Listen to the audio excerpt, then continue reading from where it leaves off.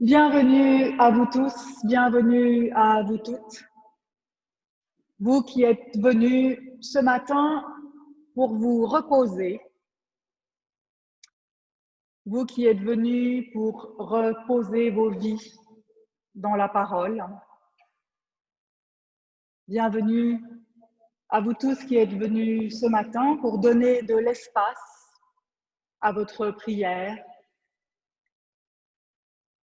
Bienvenue à vous tous qui êtes venus vous retrouver dans cette présence qui nous change. Bienvenue à vous qui êtes venus ce matin pour une raison secrète ou pour une autre raison encore ou sans aucune raison. Bienvenue.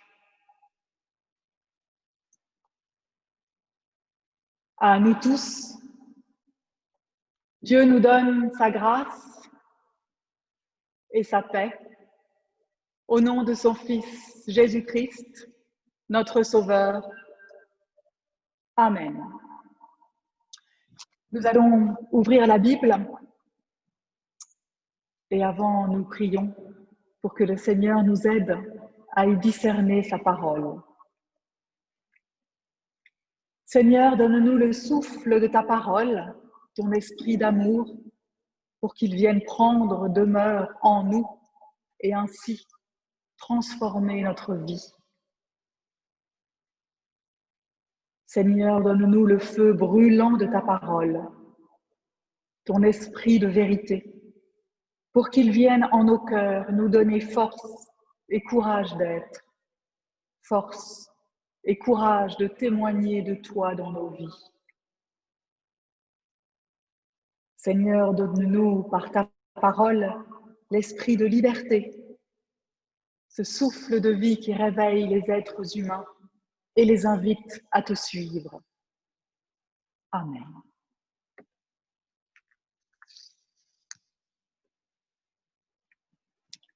Frères et sœurs, nous lisons ce matin dans l'Ancien Testament, au 2e livre des Rois, les versets 8 à 17 du chapitre 4.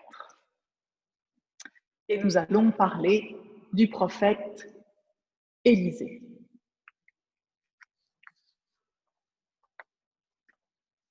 Un jour, Élisée passait par Chounem. Il y avait là une femme de haut rang qui le pressa d'accepter à manger. Dès lors, toutes les fois qu'il passait, il se retirait chez elle pour manger.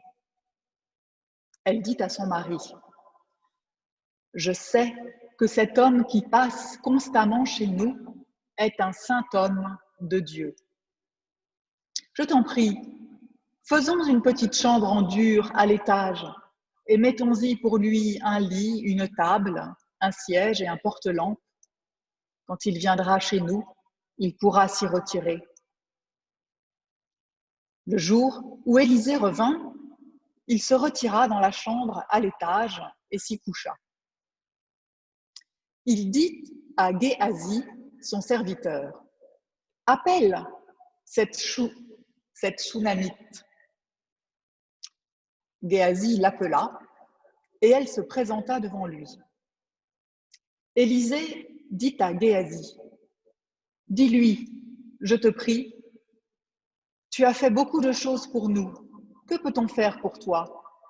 Faut-il parler pour toi au roi ou au chef de l'armée ? » Elle répondit : « J'habite au milieu de mon peuple. » Élisée dit alors à Géasi : « Que faire pour elle ? »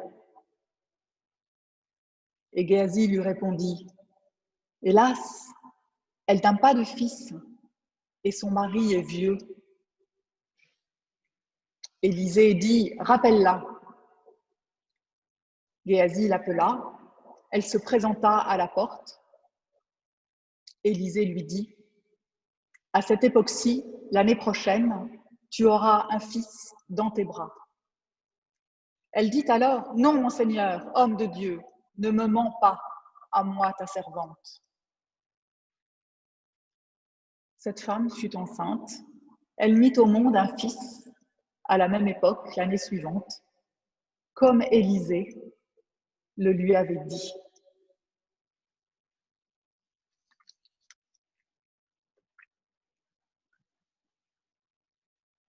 Frères et sœurs, chers amis,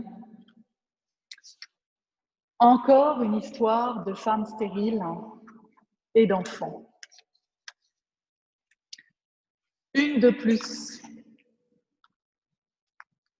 Et c'est vrai, il y en a beaucoup dans l'Ancien Testament.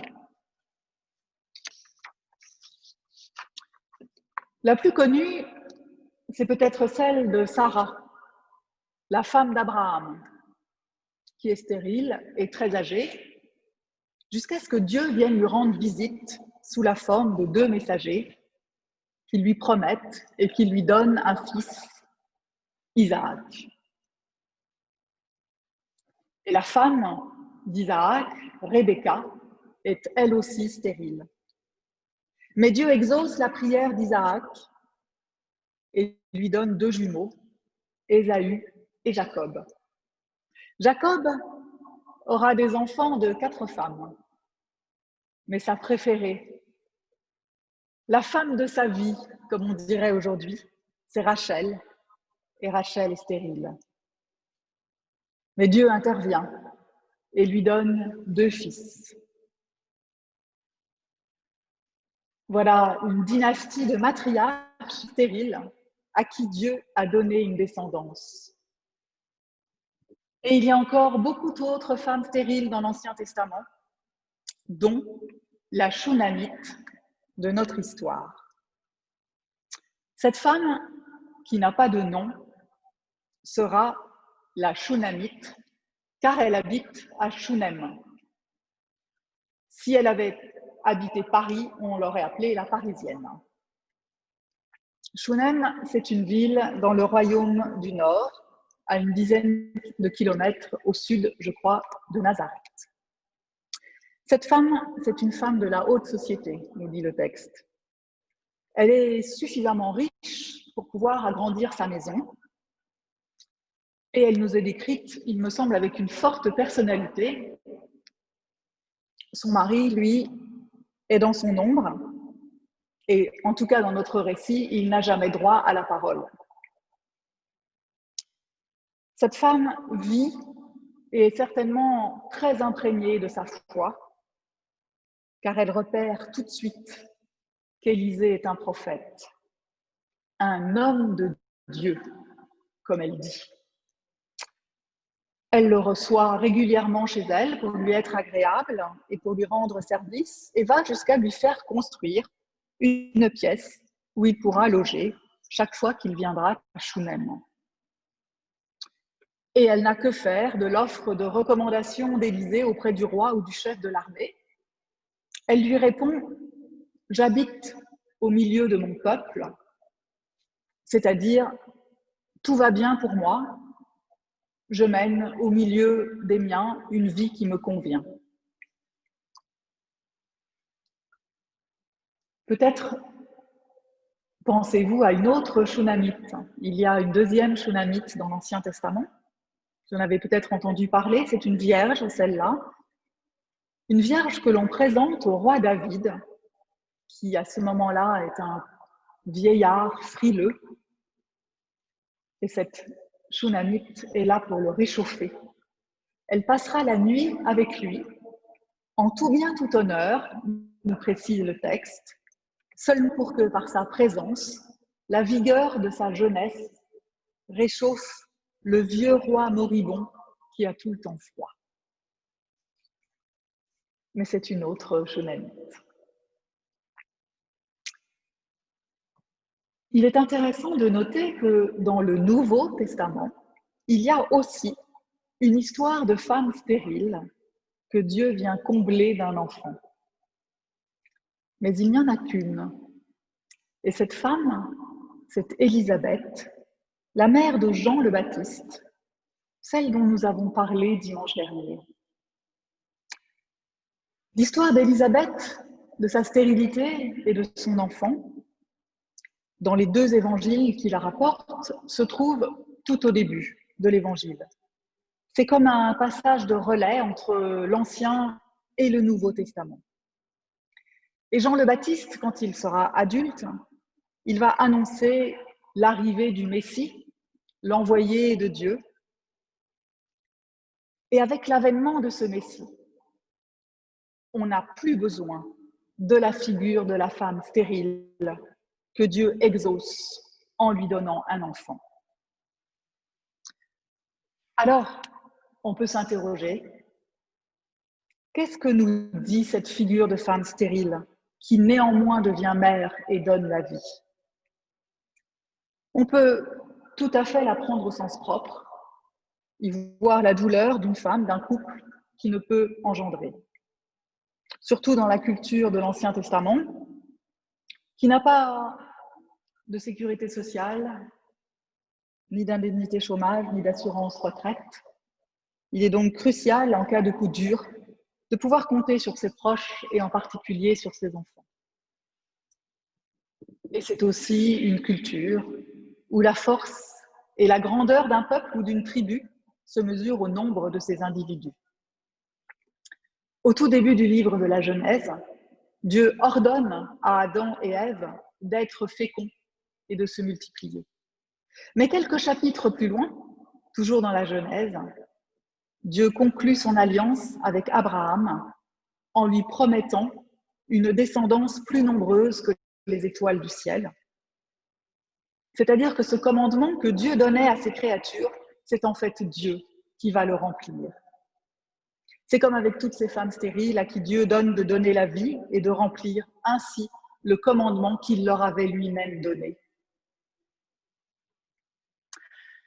Alors, dans le déroulement d'un culte, je vais dire d'un culte habituel, disons comme ce matin, pas comme les cultes en audio-visioconférence que nous avons eus depuis quelques mois, donc dans un culte comme ce matin, il y a un moment où l'on écoute la volonté de Dieu, c'est-à-dire ses commandements.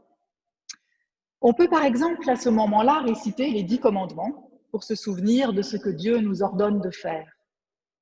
Et cela nous fait réaliser à quel point nous sommes pécheurs, puisqu'évidemment on n'y arrive pas.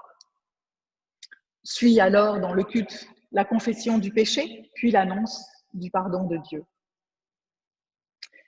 Mais on peut aussi, comme c'est la coutume dans cette paroisse, commencer par la confession du péché, suivie de l'annonce du pardon de Dieu.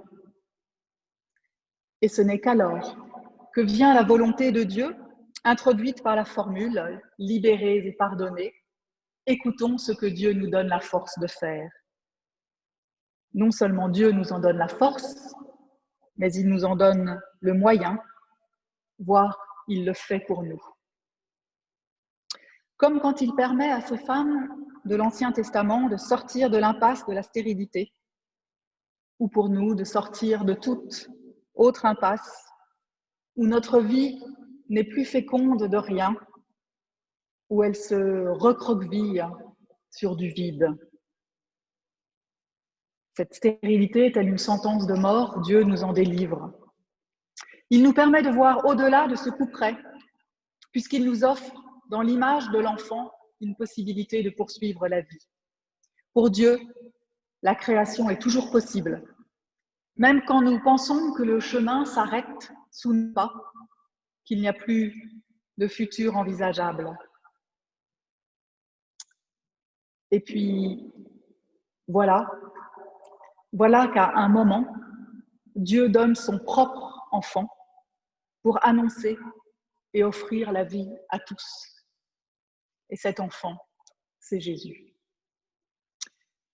C'est le prolongement de toutes ces grossesses miraculeuses de l'Ancien Testament, c'est leur accomplissement en quelque sorte, sauf que c'est maintenant un don pour nous tous. C'est à nous tous que cette possibilité de donner la vie est offerte. Jésus prend la suite de tous ces enfants nés de mères stériles et il manifeste ainsi au monde que pour Dieu, il y a toujours des engendrements possibles, que la vie est toujours à l'horizon, même dans les profondeurs les plus noires et les plus bouchées de nos vies humaines. Même dans les moments où la routine tue en nous toutes nos capacités à engendrer du neuf et à rendre notre vie vivante. Alors, avec Jésus, Dieu inscrit nos vies dans la durée et dans le renouveau.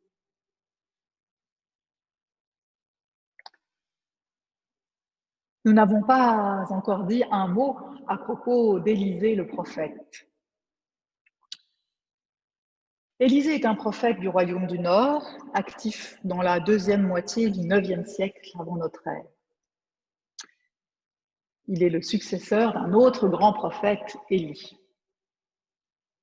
Élisée, c'est un des personnages principaux de notre récit, dont la majeure partie, finalement, est un dialogue entre Élisée et Géasi, son serviteur. Même quand il veut parler à la Shunamite, Élisée s'adresse à Géasi, qui fait l'intermédiaire. Et ce n'est qu'à la toute fin du récit qu'Élisée s'adresse directement à la Shunamite pour lui dire, à cette époque-ci, l'année prochaine, tu auras un fils dans tes bras. Finalement, Élisée a presque tout le temps besoin d'un intermédiaire, de quelqu'un qui lui décode la situation. Il est même incapable de savoir tout seul quoi faire pour remercier cette femme. Même cet homme de Dieu, ainsi que la Shulamite l'appelle 2 fois, il ne peut appréhender la situation directement. Alors quand même, j'aurais voulu qu'à travers son prophète, Dieu nous montre qu'il sait tout. Cela me rassurerait de savoir qu'au moins pour Dieu, les choses sont faciles, simples, qu'elles coulent de source. Mais non, rien ne se passe jamais comme on le souhaiterait. Et même pour Élisée, qui aurait voulu intervenir auprès des autorités pour certainement permettre à la Shunamite d'obtenir des passe-droits ou des meilleures conditions de vie.